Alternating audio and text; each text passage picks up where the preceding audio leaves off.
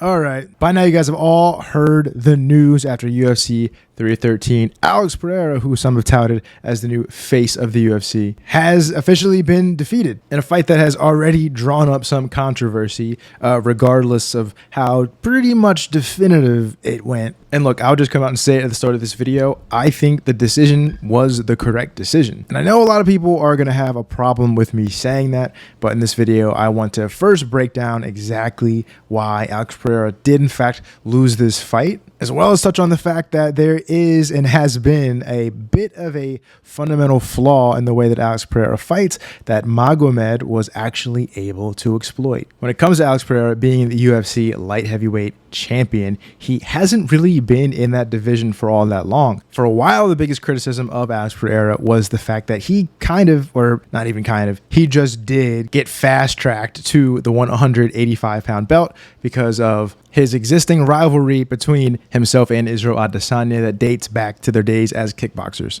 And after his eventual knockout loss to Israel Adesanya in the rematch, he only had one fight up at 205 against Jan Blachowicz, where he won a pretty controversial decision. Controversial because for a lot of the fight, he did get out-grappled. But at the end of the day, he still came away with the victory. At the end of the day, And at the end of the day, he did come away with the victory. The number one scoring criteria is damage, and based on what the judges saw, he landed the more damaging shots. From there, going up against Jiri Prochazka for the, at the time, vacant 205-pound championship belt, and Jiri, of course, being not exactly the most defensively sound fighter we've ever seen, went on to get knocked out. And I don't have to give you guys a history lesson of the entirety of Alex Pereira's career. You guys all know he went on to defend that belt. There was the UFC 300 fight against Jamal Hill. There was the rematch against Jiri where he knocked him out with the head kick. And all of this is great. He has been one of the most adored, loved fighters on the roster. But during this whole time, there was one guy who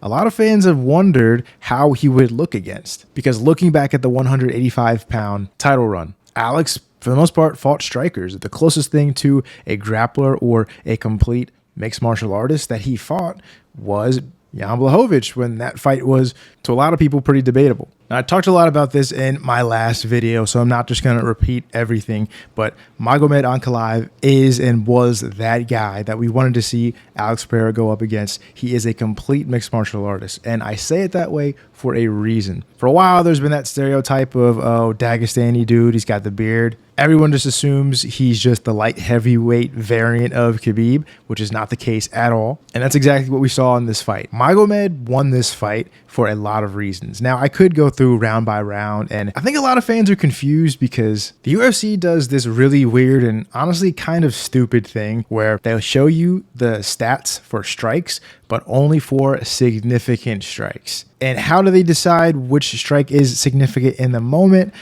I don't really know. I don't think anyone really knows. And if you see right here, it says that in round 3, Alex Pereira outlanded Magomed Ankalaev, which is not necessarily true. I know that when I watched that third round live, I was kind of confused at how the significant strikes looked the way they did, because I for sure felt like Magomed won that round. But if you haven't already, there is, of course, the Weasel, probably the best MMA content creator alive right now, who did a really good deep dive into that third round and broke down every single strike that was landed frame by frame. And he actually came to the conclusion that Magomed did actually outstrike Alex. And also, when you determine which strikes were the most significant, Magomed also led in that category as well. At the end of the day, I know I'm kind of talking to a wall. MMA fans notoriously love to believe that whoever their favorite fighter is for sure won every single fight that went to decision. But that being said, there's one more thing about this whole thing that I think that a lot of people are missing. And it's that the key difference, the reason Magomed was able to win this fight, obviously it wasn't the grappling. I think that the cage grappling did a lot for him, but he never even landed a takedown. But the real difference maker in this one was the fact that Magomed came forward with really good boxing.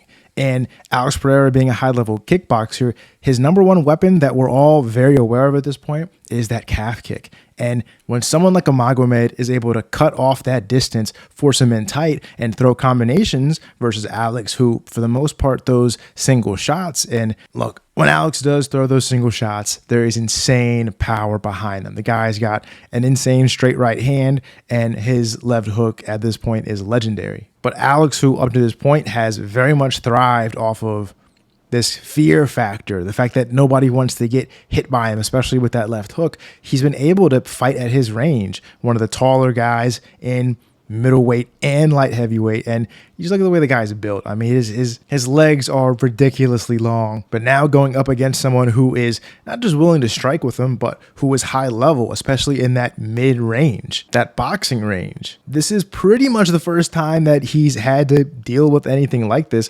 The only other time was against Israel Adesanya, who, if you remember, almost knocked him out at the end of the first round in their first fight and did knock him out in the second round of their second fight. All that being said, at the end of the day, it is still amazing that a guy who was already kind of on the older side, I think he came into the UFC at 34, 35 years old, from a kickboxing background, was able to make not just one, but two successful runs to a belt. Hopefully now we can put a lot of this talk of Alex Pereira versus Alexander Usyk to bed. For sure, we should slow down or really stop the talk of Alex Pereira versus Tom Aspinall. And I think the fact that he's been able to defend the belt, the first guy to defend the belt at 205 since John Jones, I think he set himself up beautifully for a rematch.